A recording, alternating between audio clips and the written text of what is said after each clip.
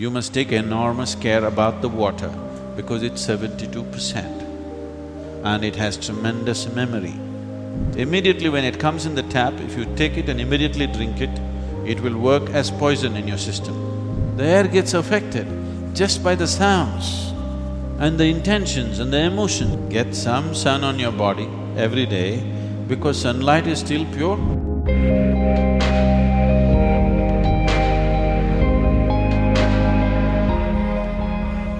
Sadhguru. So I have listened to you saying that 70% of our body is water, and if we drink the energized water, it really we can have grip on the body and mind. Is it true with the air and food that we take? Because in the city we have to live with the polluted air in the air-conditioned rooms in our company. So could you please explain the Bhuta Shuddhi process in a laboratory?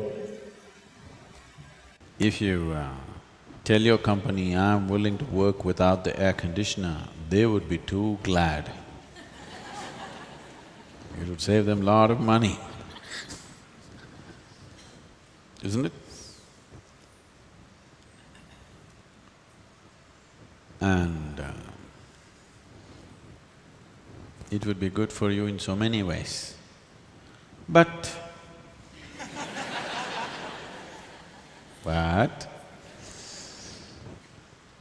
now, the city is not in that kind of condition where if you open your window, breeze will not come, smoke will come, smell will come, dust will come.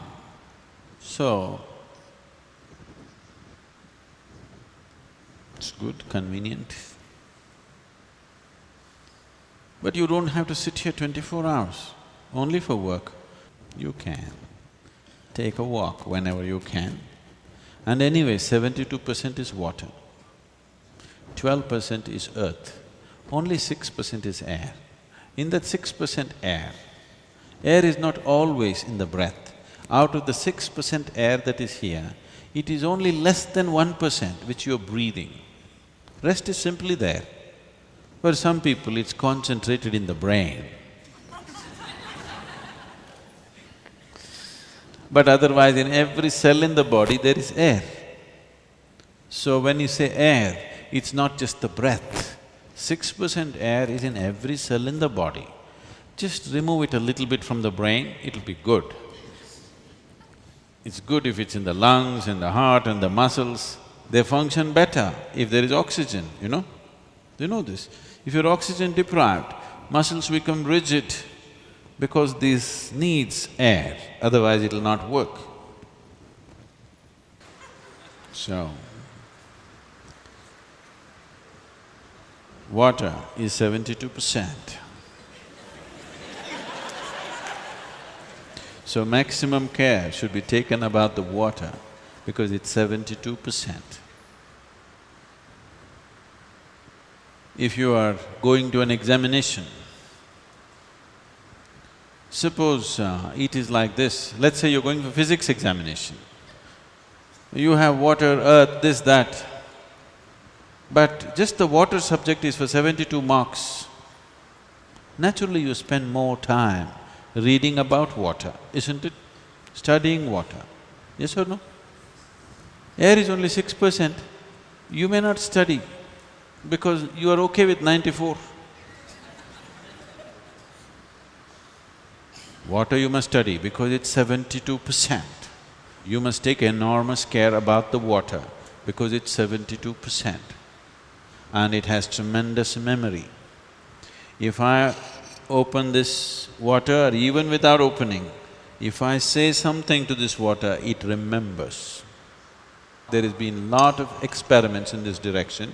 So, if you take this water from wherever the waterworks is and pump it to your house. Let's say it went through 50 bends,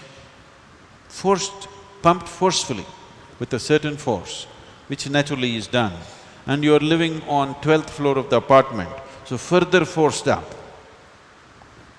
Now they are saying, if it goes through 50 bends, about 60% of the water has turned poisonous.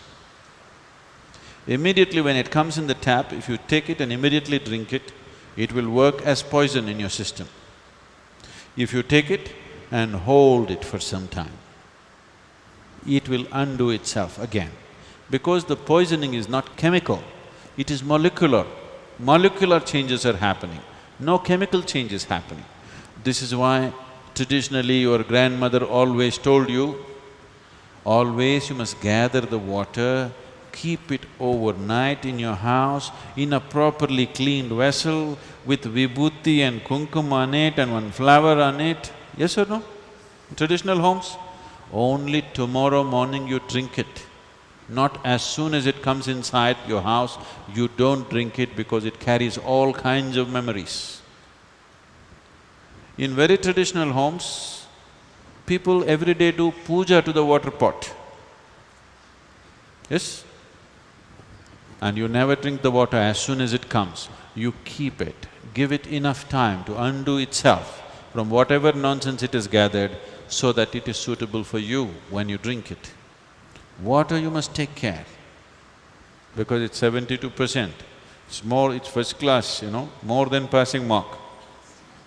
Next thing is food, because that's the earth, 12%, still substantial, isn't it? So how food goes into you, from whose hands it comes to you, how you eat it, how you approach it, all these things are important. Then comes your air, 6%. In that 6%, only 1% or less is your breath. Rest is happening in so many other ways.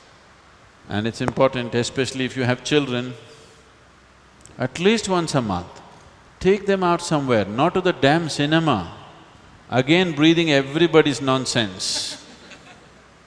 The air gets affected just by the sounds. And the intentions and the emotions, all the rubbish that's happening on the screen and all the rubbish that's reflecting in human minds of violence, of sex, of greed, of this and that, is affecting that limited air in that hall in a tremendous way.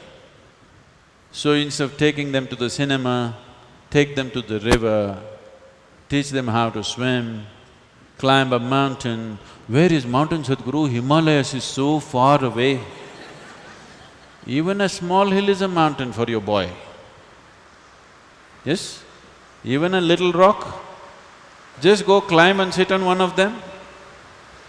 Children will enjoy it immensely, they will become fit, you will become fit. And above all, your body and mind will function differently. And above all, you are in touch with the Creator's creation, which is the most important thing. Not your own rubbish that you made. Yes, it's comfortable right now, but it's not everything.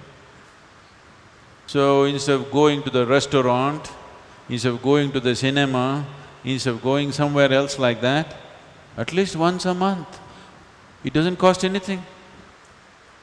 Huh? Doesn't cost anything. You can take your rice and avkai and go and eat there. Anyway you have it. You don't have to spend money on this. Even better, if you don't want to spend money even on the bus or car, all of you cycle.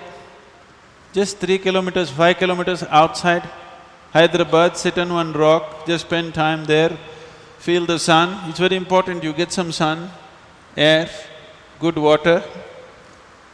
Come back, you are doing Bhuta Shuddhi in a very natural way. It is not the ultimate type of Bhuta Shuddhi, but you are doing some Bhuta Shuddhi. This is what I was saying just now. If you take care of food, water, air is not always in your hands because you're living in a city. But water and food you can take care. And what kind of fire burns within you, that also you can take care. Sunlight has not become impure, isn't it? Get some sunlight every day, please.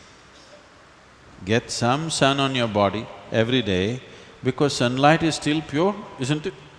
Nobody can fortunately contaminate it. And what kind of fire burns within you?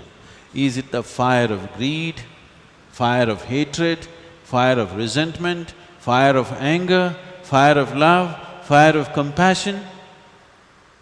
What kind of fire burns within you? you take care of that, then you don't worry about your physical and mental well-being, it's taken care of.